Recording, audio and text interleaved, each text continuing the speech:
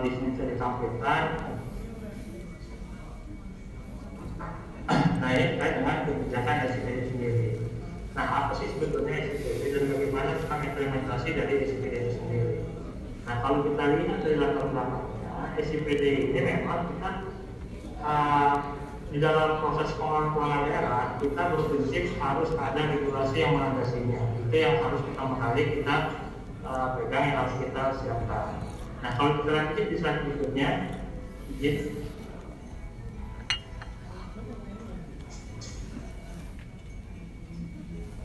nah, di sini nanti kita tambahkan beberapa kami sampaikan dan beberapa regulasinya. Tapi kalau di balik dulu sebelumnya kita melihat latar belakang kenapa kita mengeluarkan kebijakan harus ada aplikasi yang digunakan oleh teman-teman daerah dalam proses penyusunan APBD-nya. Nah, kalau kita lihat di dalam latar belakangnya bisa disampaikan di sini, adanya aplikasi yang digunakan oleh teman-teman di beberapa daerah ini sangat bervariasi. Ya, apapun itulah yang mungkin ada yang Simda, yang Simra, atau mungkin yang Suapola sendiri. Nah, itu yang memang dan kami sampai sekarang yang kalau kami masih berkoordinasi dengan teman-teman di daerah itu masih ada yang berjalan dua kaki. Seperti itu. Dan kami memang ke depannya ini tidak ada apa, kami berharap untuk nanti yang digunakan hanya ada satu aplikasi, yaitu adalah aplikasinya SPD. Orang mereka sendiri tidak siap. siap. Kita lihat lagi, kalau kita lihat di sini kendalanya di dalam aplikasi yang digunakan sekarang, saya tidak mau menyebutkan apa itu aplikasinya. Cuma aplikasi yang banyak digunakan teman-teman daerah ini sekarang ini kita melihat dalam proses bisnisnya atau bisnis prosesnya itu tidak lagi sesuai dengan regulasi. Baik itu menggunakan kode rekeningnya, menggunakan nomenklaturnya, ataupun dalam bisnis proses penyusunan APBD-nya itu sendiri. Karena kalau kita lihat dalam proses penyusunan APBD sendiri, seharusnya itu kan dimulai dari proses perencanaan. Bagaimana kita dalam menyusun APBD yang baik itu harus juga kita mulai dari proses awalnya. Mungkin mohon maaf saya sampaikan kalau yang muslim itu kalau saya pakai teorinya, perencanaan itu adalah imamnya, penganggaran itu adalah hanya makmumnya. Jadi memang leading sektornya adalah ada di perencanaan, bukan di penganggaran. Nah, ini yang kadang-kadang sering dibalik oleh teman-teman di daerah ketika dalam proses penyusunan APBD-nya. Kenapa? Karena seringkali proses penganggaran itulah nanti yang menjadi leading sektornya, bukan perencanaannya. Ini yang sering sering jadi dan wah APBD kita kan yang penting sama Pak, yang penting kita sinkron. Bukan sinkron itu yang dimaknainya, tapi sinkronnya itu adalah bagaimana mengalirkan prosesnya dari mulai perencanaan, penganggaran sampai nanti dengan pelaksanaannya, pelaksanaan dan pertanggungjawabannya sampai dengan pelaporannya. Sehingga nanti kita bisa menghasilkan suatu produk APBD yang memang betul-betul berkualitas mulai dari perencanaannya. Jadi tidak hanya ujung-ujung langsung kita mulai yang penting APBD jadi. Ini yang masih banyak salah persepsi yang digunakan oleh teman-teman di daerah. Selain itu juga yang tadi juga saya sudah sampaikan, ini kita ada kendalanya terkait dengan penggunaan kodifikasi atau nomenklatur terkait dengan proses penyusunan APBD-nya. Yang kami dapat contohkan di sini adalah misalnya ketika kami membutuhkan suatu data di dalam proses permintaan data untuk laporan kepada pimpinan, baik itu kepada Pak Menteri atau kepada Pak Presiden, yang seringkali itu kami kesulitan. Kenapa? Karena berbagai variasi yang digunakan oleh teman-teman di daerah ini dalam penggunaan nomenklaturnya. Contoh paling gampang adalah terkait dengan penanganan stunting. Kami contohkan misalnya seperti itu kan.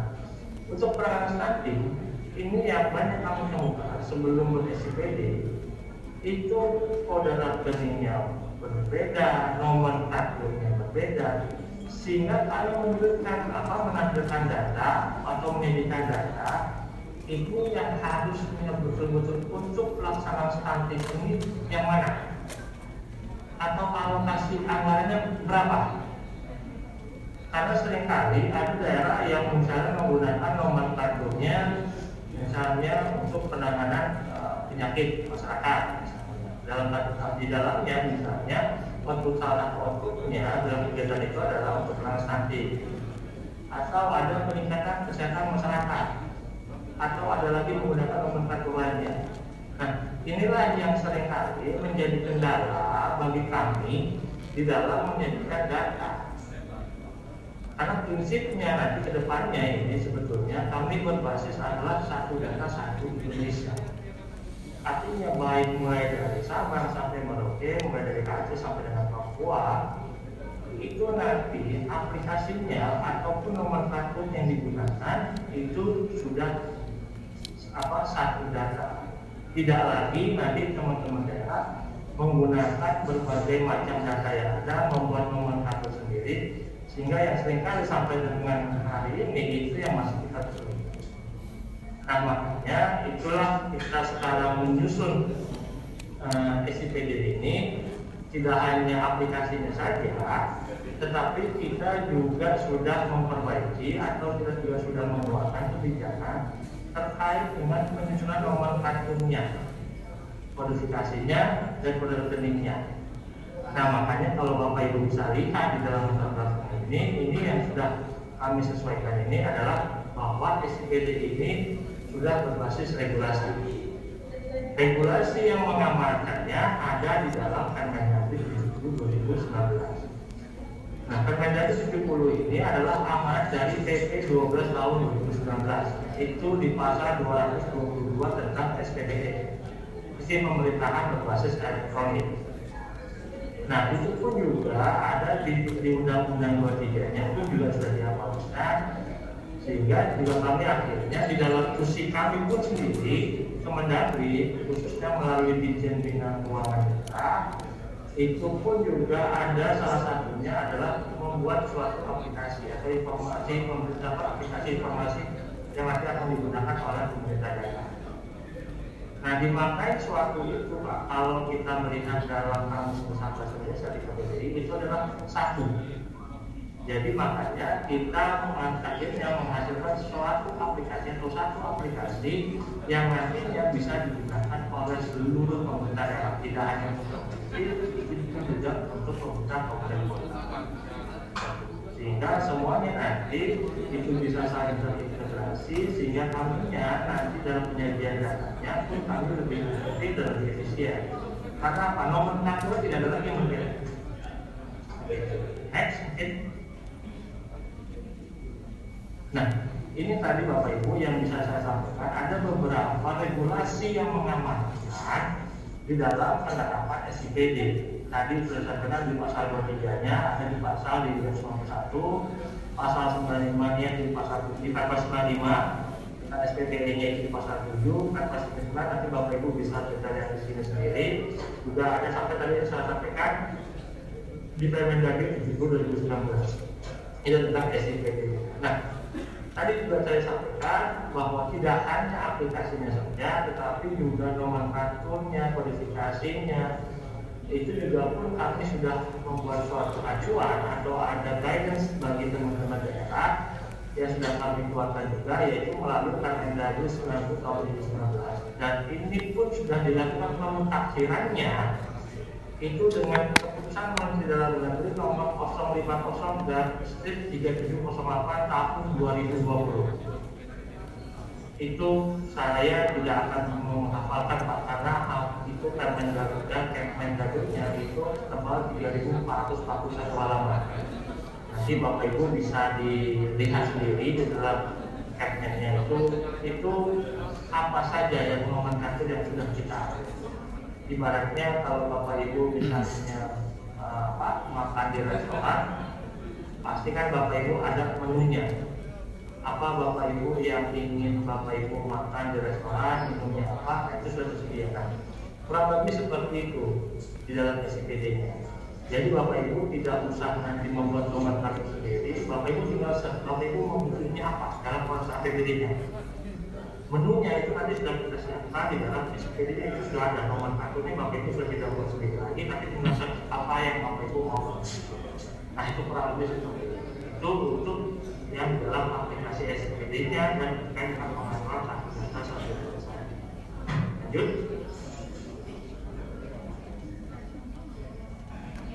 Lanjut Pak, izin.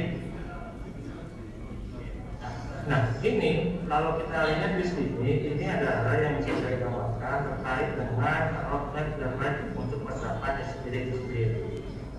Nah ini yang mulai dari revisi permendagri penerapannya, ada pembangunan database, dan juga nanti ada kita mengintegrasikan training. Kalau awalnya itu istilahnya kita dengan sifat jadi aplikasinya, makanya sudah kita integrasikan terkait juga dengan penyiapan infrastrukturnya, dan ini pun sudah kami lakukan secara bertahap untuk penerapan sampai dengan menghasilkan aplikasi SIPD. Lanjut. Nah, kalau kita lihat, kenapa sih kalau misalnya Bapak Ibu bertanya-tanya, kok kita kenapa harus menggunakan SIPD? Apa sih tujuannya SIPD itu? Kenapa baru sekarang misalnya? Itu yang mungkin banyak juga pertanyaan di sini sekalian. Nah, SIPD ini kalau kita lihat di sini, ini adalah suatu informasi pembangunan daerah, informasi pembangunan dan informasi pembangunan daerah yang saling terhubung, yang saling terkoneksi dan atau terintegrasi, yang nantinya itu dalam rangka penyelenggaraan pembangunan daerah yang mungkin apa produknya melalui APBD. Sehingga tadi yang sudah saya sampaikan bahwa ini kita ingin mengembalikan bisnis proses yang ada digunakan oleh teman-teman daerah itu kita kembalikan lagi kepada regulasinya. Nah ini kalau yang sekarang lagi ya mungkin hot-hotnya lah istilahnya yang lagi baru seksinya ini adalah sekarang kita sedang tahap di SIPD perangkat usaha. Kalau SIPD perencanaan penganggaran itu mungkin Bapak Ibu sudah dilalui dan mungkin sekarang akan dilalui lagi. Yang saat ini untuk perencanaan 2022 sudah bisa menyusun mulai dari perencanaannya, mulai dari KPD-nya nantinya. Mungkin dari tahapan KPD-nya itu juga ada tahapannya, mulai dari musrembang dan tingkat desa, tingkat kelurahan, tingkat kecamatan, sampai nanti tingkat di provinsinya. Seperti itu. Sehingga nanti dihasilkan suatu perencanaan yang tadi saya sampaikan yang baik, yang nantinya itu mulai dari penganggaran sampai juga nanti mengalir ke perangkat usaha dengan pelaporan itu saling sinkronisasi baik dari yang ada kebijakan dari pemerintah pusat maupun juga kebijakan dari pemerintah provinsi bagi kabupaten kota. Nah, kalau kita lihat tujuan ada SIPD ini apa, yaitu tadi menyediakan informasi kepada masyarakat terhadap penyelenggaraan pemerintah daerah, menghasilkan layanan informasi yang saling terhubung dan terintegrasi, dan juga meningkatkan tata kelola pemerintahan yang akan ada di Indonesia. Nah, ini yang nanti tujuannya secara garis besarnya yang teman-teman pemerintah daerah bisa gunakan dalam penyusunan SIPD-nya. Kalau menggunakan aplikasi SIPD-nya untuk SIPD. Nah, juga selain itu, manfaat dari SIPD itu juga berdampak tidak hanya bagi masyarakat, tetapi juga ada pihak-pihak lainnya. Yaitu di sini kalau kita lihat juga ada pemerintah pusat dan juga terkait dengan pelaku usaha. Nah, untuk pemerintah pusat nantinya ada sedikit informasi pemerintah daerah, ada bahan pertimbangan kebijakan nasional dan ada biasanya pelaksanaan pembinaan dan pengawasan.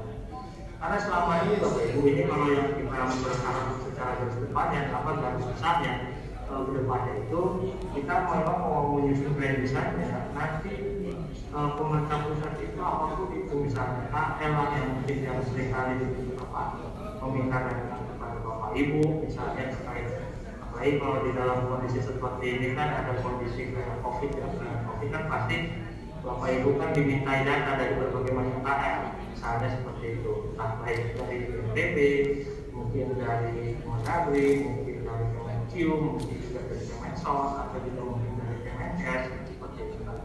Nantinya kalau emang seperti itu dengan adanya nanti SIPD yang bisa kita gunakan, nanti tangan-tangan itu bisa langsung akses melalui dari SIPD. Jadi tidak lagi perlu nanti meminta langsung tetapi mereka nanti bisa kita kasih akses itu bisa melalui SIPD-nya, sehingga informasi apapun yang dibutuhkan terkait dengan kebutuhan data yang ada di pemerintah daerah itu bisa kita ambil dari SIPD-nya. Itu yang salah satu desain yang akan kita bangun nanti ke depannya. sehingga nanti tidak di pemerintah daerah itu tidak lagi disibukkan dengan berbagai macam kebutuhan data. Misalnya tim satu dari Kemendagri mungkin data pilih, Kemensi mungkin data tanah, Kemensos mungkin data atas, misalnya seperti itu. Padahal yang diminta datanya ya sama sebetulnya seperti itu. Nah, ini yang nanti yang mau kita simplifikasikan atau mungkin dari sisi administrasinya itu yang nanti akan kita kedepankan untuk bisa langsung mengambilnya dari SIP ini. Dan juga bagi masyarakat tadi juga memudahkan akses bagi mereka untuk bisa melihat apa sih APBD yang di daerah saya yang nanti ke depannya ini pembangunannya untuk apa aja, tujuannya untuk apa saja. Nah, nanti itu bisa lebih mudah juga berbasis website. Karena apa sekarang eranya sudah era digitalisasi Bapak Ibu. Sehingga untuk informasi-informasi ini yang disajikan oleh Pemda pada masyarakat memang kita dituntut harus cepat responsifnya seperti itu. Sehingga nantinya ketika akses ini sudah bisa kita lihat, ini pun juga bisa dihasilkan dari SIPD. Karena juga di SIPD-nya itu pun masyarakat atau kelompok masyarakat sebagai salah satu memberikan aspirasi atau pengusul itu pun sudah kami siapkan atau kami buatkan usernya. Nanti kami akan jelaskan di slide berikutnya itu bagaimana tahapan-tahapan yang bisa kita lalui di dalam SIPD. Next. Nah, ini ada beberapa poin yang kita atur secara garis besar dan kebijakan di dalam pengajuan SIPD-nya. Kalau Bapak Ibu yang sudah menggunakan SIPD itu bisa dilihat di sana ada menunya, itu ada informasi pembangunan daerah, ada informasi keuangan daerah, ada informasi pemerintah daerah lain. Nah, ini memang setara. Kalau untuk perencanaan itu Bapak Ibu bisa masuk melalui informasi pembangunan daerah. Nanti ketika Bapak Ibu terkait dengan penyusunan APBD itu Bapak Ibu bisa memberikan informasi keuangan daerah, termasuk juga dengan tahapan di perusahaannya seperti itu. Ini juga ada yang di informasi keuangan daerah. Nah, kalau di informasi keuangan daerahnya ini kalau kita lihat di sini ada tanda dengan APBD-nya nanti, APBD-nya dan informasi keuangan dan sebagainya. Lanjut. Nah, ini kenapa kita mendorong tadi?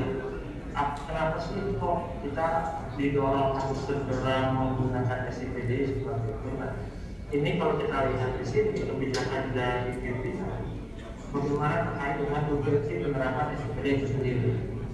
Nah, kalau kita lihat ada tadi salah satunya penyerangan pemerintah dari yang kita dituntut harus cepat menyajikan suatu informasi kepada pemerintah daerah dan juga merespon berbagai macam kebijakan atau regulasi yang sangat dinamis sekali perubahannya, apalagi juga merespon kondisi-kondisi mungkin yang biasanya kemarin kita normalnya tidak ada dihadapkan dengan pandemi COVID-19 seperti ini, tapi karena sekarang ada pandemi COVID ini harus merubah struktur APBD-nya atau mengubah dari pola penyusunan APBD-nya yang mungkin biasanya itu saja, sekarang kita dituntut bagaimana merespon supaya menekan angka dari pandemi atau penanganan pandemi COVID sendiri. Karena juga kita lihat dampak dari pandemi COVID ini memang sangat luar biasa, baik itu dari sisi ekonomi, dari sisi pemerintahan, apalagi dari sisi kesehatannya. Ini yang sangat luar biasa, sehingga pemerintah daerah itu dituntut membuat suatu kebijakan yang tepat, efektif, efisien, sehingga nanti bisa menghasilkan suatu informasi yang bisa bermanfaat bagi masyarakat, dan juga untuk pelaksanaan pembinaan dan pengawasannya pun itu juga supaya bisa berjalan dengan baik. Selain itu juga kalau kita lihat ada juga kebutuhan dari akuntabilitas dan transparansinya sebagai bentuk dari Open Government Indonesia itu dari OGI. Dan juga tadi saya sampaikan ada perubahan pola kerja dengan teknologi informasi karena untuk revolusi industri 4.0 juga itu juga sesuai dengan arahan dari Pak Presiden itu, dan juga ada belanja teknologi informasi yang tadi saya sudah sampaikan dari awal, masih berbagai macam aplikasi yang masih digunakan sehingga belum terkoneksi atau belum terintegrasi satu sama lainnya, sehingga itu tidak berjalan dengan efisien. Nah, ini yang kalau kita lihat di sini, ini data yang bisa dilihat dapat dari Dirjen Pemberdayaan Teknologi itu total belanja teknologi informasi itu atau pusat dan daerah mulai range dari 2014 sampai 2020 itu kurang lebih sekitar di angka 12,7 triliun. Dan ini sangat besar sekali. Nah, kalau dengan SIPD yang kami sebutkan ini sama sekali tidak ada biaya yang harus dikeluarkan oleh pemerintah. Artinya aplikasi yang nanti kita berikan kepada pemerintah ini, daerah ini memang betul-betul free dari kita, dari pemerintah daerah. Walaupun memang secara database, ini database memang ada di kita, tidak ada di teman-teman di pemerintah daerah. Nah juga tadi sudah sampaikan juga terkait dengan verifikasi program dan kegiatan yang masih bervariasi sehingga cukup sulit tadi menghasilkan satu data satu desa untuk kebutuhan datanya sehingga tadi sinkronisasinya ini terhadap penyajian data pusat dengan daerah ini yang masih berjalan. Ya nanti dengan adanya SIPD nanti kita memberikan kemudahan dalam penyajian data Indonesia. Next. Nah ini kalau kita lihat ada yang mengenai fungsi SIPD-nya. Di sini tadi dilakukan ada database nasional, ada sudah ada data nasionalnya, koordinasi dengan ada pemerintah pusat, proses data daerahnya, evaluasi secara balik, yang ini yang untuk menggunakan fungsi SIPD ini lanjut saja.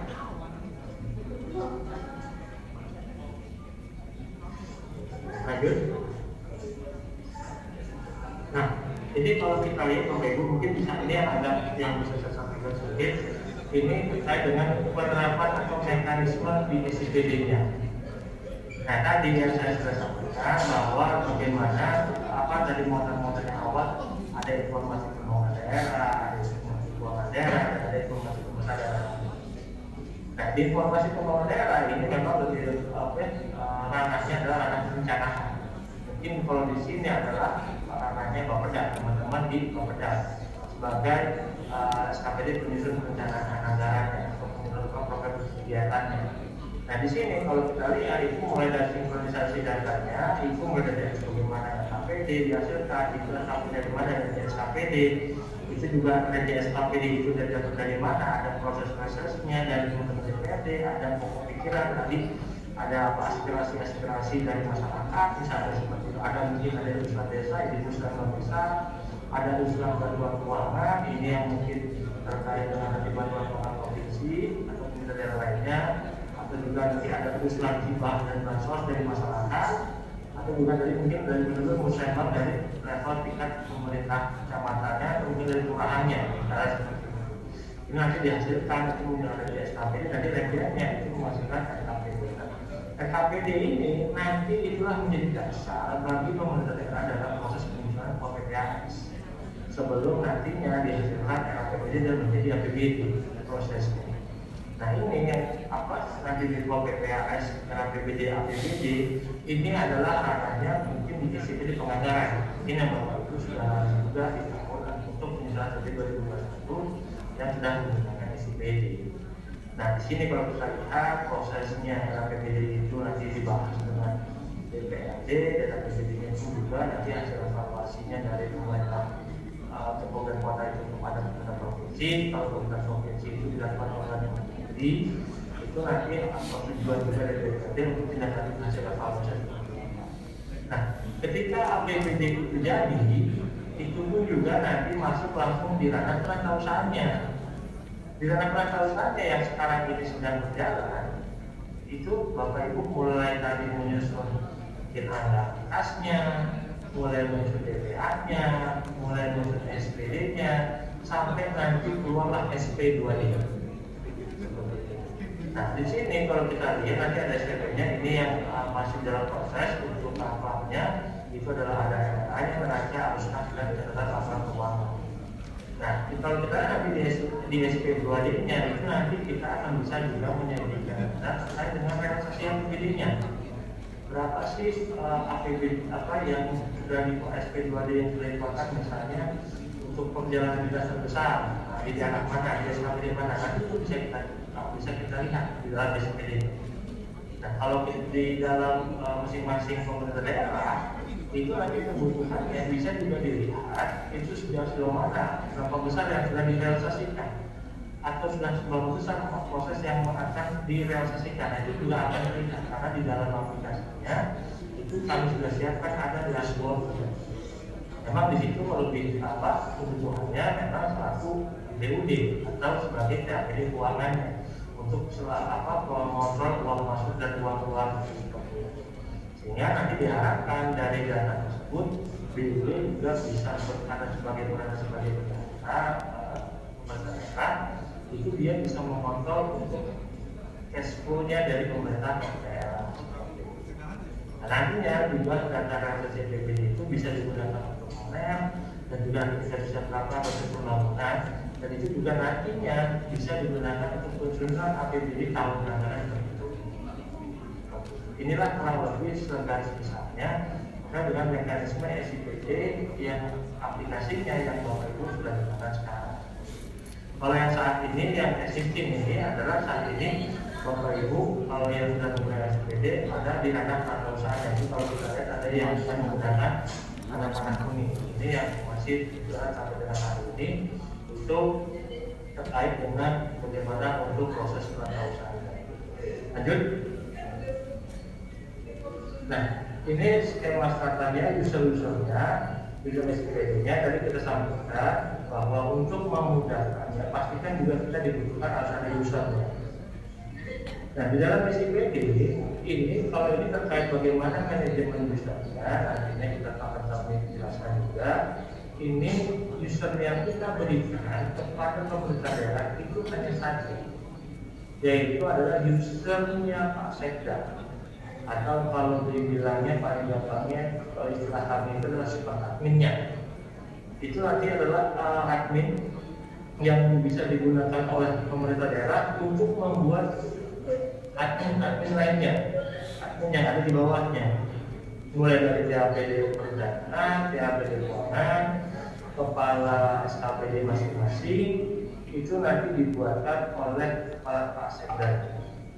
Jadi prinsipnya SIPD itu bukan kami yang mengelola, tapi adalah Bapak Ibu teman-teman di daerah yang mengikutinya atau yang mengelolanya. Karena apa? Karena unit user yang kami berikan dari pusat kepada teman-teman daerah itu hanya satu. Tapi nanti bagaimana kebutuhannya dalam melakukan penginputan dalam APBD-nya itu adalah sudah menjadi ranahnya teman-teman di pemerintah daerah. Karena dapat diinformasikan di sini satu akun itu hanya satu user. Jadi tidak bisa nanti ketika yang Bapak Ibu yang sudah dibuatkan user atau juga sudah punya akun itu nanti dibuat akun lain atau user lain, itu tidak bisa. Jadi di sini pastikan satu akun itu hanya untuk satu orang dan basisnya adalah basis NIK. Sehingga yang punya akses atau yang bisa mengakses SPD itu adalah yang betul-betul punya NIK. Kalau tadi DPRD atau masyarakat itu hanya sebatas sebagai pengusul kayak berkomunikasi resesnya, dari hasil resesnya, menyampaikan kopirnya atau aspirasi dari masyarakatnya, hanya sebatas itu saja. Tapi bagaimana yang menyusun atau menginput di dalam APBD-nya itu adalah teman-teman dari pemerintah daerah, dan pastinya itu adalah yang punya. Walaupun Pak kan nggak mungkin Pak eselon 2-nya, eselon 3-nya yang input, pastikan juga staff yang ada yang dikasih silakan itu tinggal bagaimana proses penginputannya. Tetapi nanti yang muncul di dalam akunnya yang bisa mengakses adalah dengan akun yang sudah dibuatkan. Misalnya contohnya nanti eselon 3-nya minta tolong kepada staff media sama dia yang menginput dan nanti saya dalam proses silakan dan masalah. Tapi ketika ada apa-apa nanti di dalam SPD-nya atau di dalam proses APBD-nya, itu yang buat bukan nama yang si tadi, yang staff yang untuk nama input, tapi adalah nama pejabatnya yang sudah dibuatkan akunnya. Artinya kalau tadi misalnya yang dibuat akunnya adalah akun eselon 3-nya, berarti nanti yang keluar adalah nama akun eselon 3. Seperti itu. Next. Ini skema surat penetapan database tadi yang sudah kami sampaikan. Ini database-nya ada di kita, tidak ada lagi di daerah. Tapi nanti saya belum tahu dalam kebijakan ke depannya apakah nanti dimungkinkan adanya suatu mirroring data seperti itu. Nah, ini mungkin nanti Bapak Ibu bisa berdiskusi dengan teman-teman dari Pusdaki, karena database-nya itu ada di pusdatin kami, ada di Setdev itu di Kemendagri itu di gedung B di lantai 10. Nah itu Bapak Ibu bisa berkoordinasi dengan teman pusdatin. Lanjut.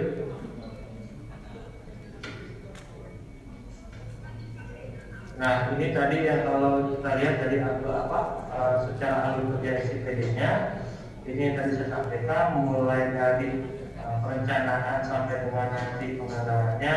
Nah nanti di sini kalau kita lihat ada aktor-aktornya di sini ada mungkin dari TAPD-nya yaitu TAPD perencanaan, ada TAPD keuangan. Di sini TAPD perencanaan itu adalah mungkin di bapedanya, kalau TAPD keuangan itu ada di BPKI-nya, dan nanti baru mengikut ke dalam masing-masing SKPD-nya seperti itu. Dan nanti pun juga kita bisa melihat ada untuk tim penyelia, kalau Bapak Ibu bisa di sini, ini tim penyelia adalah nanti bagaimana untuk melakukan pengawasan terhadap apa yang sudah Bapak Ibu input di setiap tahapannya. Kalau misalnya penyelidikannya di tahapan perencanaan, nanti ada mitra mitranya Bapeda itu ya, istilahnya kalau kami itu mitra Bapeda penjeliannya, itulah nanti yang akun itulah yang bisa mengecek inputan yang sudah dibuat oleh Bapak Ibu di tahapan perencanaan. Kalau untuk yang penyelidikan keuangan itu nanti yang akan memeriksa evaluasi terhadap apa yang Bapak Ibu sudah input di tahapan penganggaran. Oke, lanjut aja. Karena juga masih banyak intinya slide-nya. Nah ini terkait dengan prosedur penggunaan SIPD-nya. Nanti kita tahu penggunaan SIPD-nya nanti bisa kalau kita lihat tadi mulai dari loginnya, passwordnya, ini tadi saya sudah sampaikan. Ini hanya satu akun yang kita berikan kepada pemerintah daerah, yaitu akunnya perakun atau admin daerah, yaitu akunnya Pak Sekda. Nanti baru akunnya Pak Sekda nanti membuatkan akun yang ada di bawah. Dan ini nanti bisa melakukan pembuatan itu di pengaturannya, nanti juga bagaimana terkait dengan manajemen usernya seperti itu. Setelah itu nanti Bapak Ibu program di sini untuk membuat jadwalnya. Bagaimana mulai kapan Bapak Ibu menginput di tahapan perencanaannya, kapan mulai menginput di tahapan penganggarannya, sampai mulai kapan Bapak Ibu menginput di tahapan perencanaan. Sampai nanti bagaimana proses perencanaan dan proses penganggarannya, ini sudah kita siapkan semua mekanismenya ada di dalam SIPD.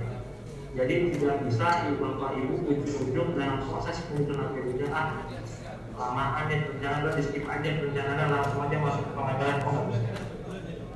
Semuanya ada tahapannya yang harus Bapak Ibu lalui. Tidak bisa Bapak Ibu langsung mengatakan udah biar cepat aja sampai PD kita karena ini udah di mepet nih, udah di ujung waktu. Tapi Bapak Ibu masih misalnya tahapannya masih mengusulkan KPD. Ada tahapan mengusulkan PAS misalnya yang harus dilalui. Karena Bapak Ibu sudah mepet, udah biar kita nggak terlambat, nggak kena sanksi misalnya, udah langsung aja jadi KPPD-nya. Nah, ketika di dalam aplikasinya itu udah bisa. Atau mungkin Bapak Ibu kalau misalnya pengen, wah kemarin prosesnya ada yang terlewat, kami mau memasukkan lagi atau mau memasukkan lagi, misalnya contoh ada usulan-usulan dari masyarakat yang belum tertampung, tapi tahapannya Bapak Ibu sudah masuk di tahapan APBD misalnya, tapi di dalam tahapan perencanaannya Bapak Ibu tidak melakukan input atau tidak memasukkan inputan. Nah Bapak Ibu coba-coba masuk input. Nah ini kalau yang istilahnya teman-teman dulu, ini kalau saya tahu apakah ada DKI atau tidak, tapi kalau teman-teman DKI itu sudah familiar dengan istilahnya siluman, karena ada penumpang gelapnya, dia nggak pakai tiket masuknya dalam tahapan. Nah ini jangan sampai nanti kalau proses seperti ini sudah tidak akan salah. Karena apa? Nanti kalaupun memang kita memasakkan hal-hal istilahnya seperti itu, ada penumpang gelapnya di dalam tahapannya, itu nanti akan muncul siapa nama pengikutnya, jam berapa dia mengikutnya, dan apa yang diinputnya. Itu semuanya terkontrol di dalam SIPD. Jadi Bapak Ibu jangan pernah coba-coba menginput atau mencoba memasukkan data itu di luar tahapan yang seharusnya, yang sudah ditetapkan sesuai dengan ketentuan peraturan perundang-undangan. Lanjut. Nah, ini skema penggunaan tadi yang sudah saya sampaikan. Bagaimana dengan manajemen akunnya, mulai dari cara membuat akun perencanaan, situ iya kan mampu bisa dilihat lagi, lanjut saja.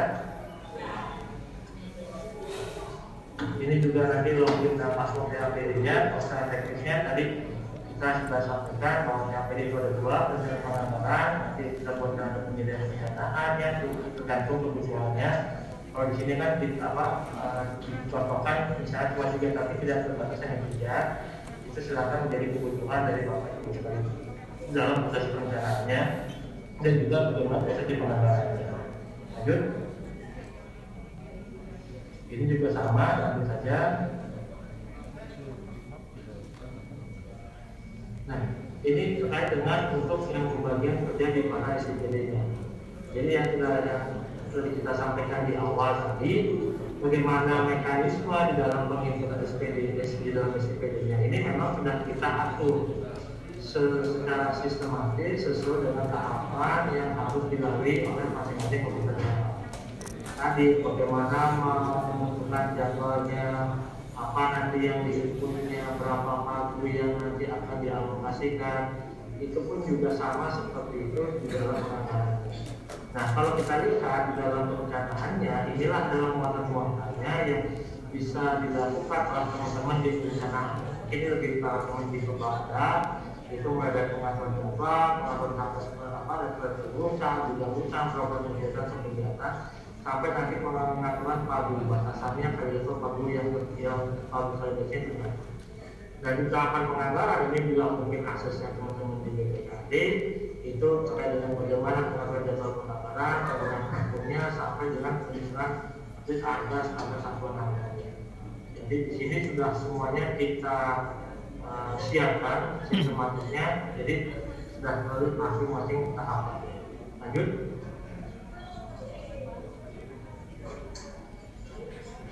Lanjut.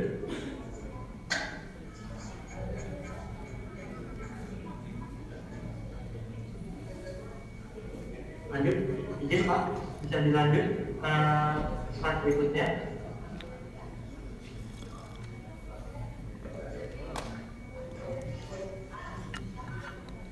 Mungkin kalau di slide berikutnya Bapak Ibu itu bisa nanti lihat. Di sini ada penjadwalan di dalam SPPD-nya. Yang tadi juga sudah kita sampaikan, bagaimana ada penentuan atau pembuatan jadwal di dalam SPPD-nya. Nah, di dalam penyusunan jadwal itu juga tadi kita bagi dua, semua juga nanti diperhatikan. Nah, kalau di dalam penyusunan jadwal perencanaannya itu kalau kita lihat di sini mulai dari penyusunan RKPD-nya. Nah, kalau di sana ada nanti pilihannya itu di dalam SPPD-nya ada subtahapan. Ini subtahapannya apa, yang mana Bapak Ibu sudah mulai? Apakah masih rancangan awal, atau sudah berbentuk rancangan, atau sudah dalam bentuk tahapan pemusnahan, atau sudah masuk mungkin di rancangan akhir, atau bahkan sudah masuk di penetapan. Nah, ini yang kita bisa buatkan masing-masing subtahapannya di dalam proses penginputan di SPPD perencanaannya. Begitupun juga di dalam proses perencanaan di penganggarannya, mulai dari uang PPAS, RAPBD sampai dengan PAPBD-nya. Ada subtahapannya itu masih menunggu rancangan, mulai setelah rancangan selesai nanti masuk dalam lagi jadwal pembahasan, nanti masuk pembahasan itu bukan nanti penetapan. Ini pun juga masing-masing izin juga Bapak Ibu mungkin menambahkan dalam penentuan subtahapan ini ataupun juga subtahapan yang utamanya ini masing-masing juga ada jadwalnya jadwal yang harus kita buat. Jadi tidak serta-merta ketika Bapak Ibu selesai di penetapan automatically dia akan pindah. Tetap Bapak Ibu juga harus membuat jadwal kapan Bapak Ibu bisa memulainya. Yang pastinya jadwalnya ini tidak boleh tumpang tindih. Artinya harus diselesaikan dulu tahapan perencanaannya. Tidak bisa langsung ujung-ujung ketika perencanaan yang Bapak Ibu masih di tahapan musrembang, Bapak Ibu langsung mau masuk di tahapan PPAS. Nah, ini harus Bapak Ibu mengulangi dulu rancangan. Karena dan tetapkan dulu RKPD-nya atau peraturan kepala daerah tentang RKPD-nya. Nah ini kapan waktunya? Setelah Bapak Ibu sudah disepakati kapan waktunya, barulah Bapak Ibu bisa masuk ke dalam tahapan PPPS untuk membuka jadwal baru untuk usulan PPPS. Sampai itu juga begitu untuk usulan di RPBD-nya, sampai juga dalam tahapan di RPBD-nya. Itu nanti Bapak Ibu harus membuat jadwal masing-masing, sama seperti tahapan yang sudah direncanakan. Sampai juga dalam tahapan di penatausahaan itu Bapak Ibu pastikan di dalam APBD-nya itu tahapannya sudah sampai dengan di penyusunan hasil evaluasi. Disinilah nanti Bapak Ibu menginput nomor perda dan nomor perkara APBD, sehingga dalam APBD-nya Bapak Ibu bisa mengalir masuk ke dalam ranah penatausahaan. Mungkin kalau di sini Bapak Ibu belum melihat bagaimana mekanisme penatausahaannya, mungkin saya tambahkan sedikit. Terkait dengan penatausahaannya itu pun juga kurang lebih sama. Bapak Ibu nanti setelah memilih APBD visualisasi dan evaluasi sudah mengisi nomor perkara tambahnya itu juga masuk otomatis pindah ke penatausahaan. Dan di penatausahaan kurang lebih Bapak Ibu hampir sama juga tahapannya seperti di tahapan awal. Bapak Ibu membuatkan akun, ada akun yang dibuatkan oleh DD yaitu tiap keuangan, ada akun yang dibuatkan oleh penyelenggara atau kepala SKPD-nya. Nah, kalau akun yang dibuatkan oleh akun SKPD-nya atau akun PPK-nya yaitu ada KPK, ada PPTK, seperti itu. Ada PPK juga. Nah, kalau untuk bendahara itu DUD, itu dia membuatkan kuasa BUD, ada bendahara penerimaan, ada bendahara pengeluaran, ada bendahara pembantu, ada bendahara pembantu, ada bendahara pembantu, ada bendahara pembantu. Tadi juga saya menyimak juga yang ada pertanyaan yang disampaikan kepada Kementerian KPP, itu pun juga kayak limpahan THA kepada KPK, itu pun memang tadi yang sudah disampaikan oleh Bapak dari KPP bahwa memang sesuai regulasi di PP 12/2016 dan Permendagri 77 itu memang tidak KPK itu tidak hanya sebatas sebagai koordinator atau sebagai asisten PA. Tapi KPA ini di KPA melimpahkan kepada KPA itu bahasanya dapat. Artinya memang ini bukan suatu kewajiban atau keharusan yang dibuat, tapi dibuat oleh PA. Tapi menjadi pertimbangan apa dasar pertimbangan PA melimpahkan kepada KPA? Yaitu tadi ada tadi yang cukup besar, ada alokasi belanja atau alokasi anggaran yang dikelola dia yang bukan cukup besar, sehingga dimungkinkan PA itu dapat melimpahkan.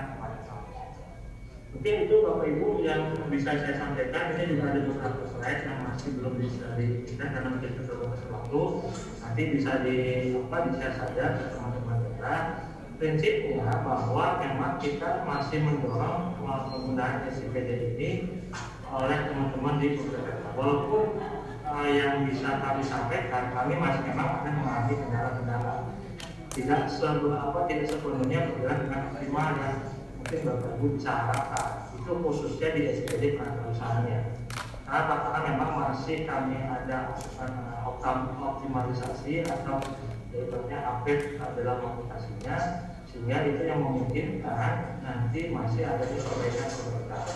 Tapi yakinlah perbaikan itu memang untuk sesuai dengan regulasi dan itu memang sesuai dengan sehingga dari ketika memang ada kendala-kendala seperti itu, kami juga sudah mengeluarkan surat edaran Dirjen Bidang Keuangan Daerah yang menyatakan bahwa tadi juga sudah disinggung mungkin sama teman-teman yang review, ketika dalam kondisi yang memang sangat urgent sekali dan itu belum bisa diakomodir dalam SIPD-nya, teman-teman di pemerintah daerah memang masih dimungkinkan mengikut secara manual. Nah, bahasa manual di dalam surat edaran ini memang kami tidak spesifikkan itu seperti apa. Tapi kita serahkan kepada teman-teman kita bahwa manual itu Pak, kalau manual itu kami pakai aplikasi pribadi yang aplikasi sebelumnya kami gunakan, silakan. Walaupun di dalam suratnya di poin yang terakhir itu kami sangat juga tegaskan apapun yang Bapak Ibu sudah ditransaksikan dalam APBD-nya itu pun juga nanti tetap direkam di dalam SIPD-nya, sehingga nanti transaksi-transaksi apapun itu baik dari input di dalam secara manualnya itu pun juga sudah terekam juga di dalam SIPD-nya, seperti itu. Walaupun mungkin Pak ini kan sekarang bulan April, tapi masih ada yang belum ikut misal ke bulan Maret, silakan Pak. Kalau memang itu yang masih kendala, Bapak Ibu masih masuk bulan-bulan yang sebelumnya, itu tidak masalah karena sampai dengan hari ini itu kami masih melakukan pendampingan pada pemerintah daerah yang ingin melakukan pengikutan di dalam SIPD. Mungkin itu yang bisa saya sampaikan secara keseluruhannya. Mohon maaf kalau ada penyampaiannya yang kurang berkenan. Kami akhiri. Assalamualaikum warahmatullahi wabarakatuh. Waalaikumsalam warahmatullahi wabarakatuh.